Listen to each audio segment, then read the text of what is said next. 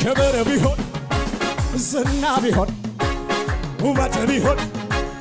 ሐዘን ቢሆን ማግኘት ቢሆን ማጣት ቢሆን የማያልፈው አንድ ነገር በሰማያት ያለ ክብር ተጽፎልኝ ስሜ በላይ ከዚህ በላይ ደስታ አለ ወይ? ለዚህ ነው ጩኸትን ተደብ ለዚህ ነው የኔ ደስታ ወይ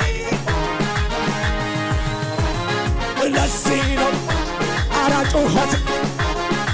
ጩኸታችሁን ልስማ እንድገመው ክብር ቢሆን ዝና ቢሆን ሐዘን ቢሆን አቤት ማግኘት ቢሆን እጁን ገፋ አድርግና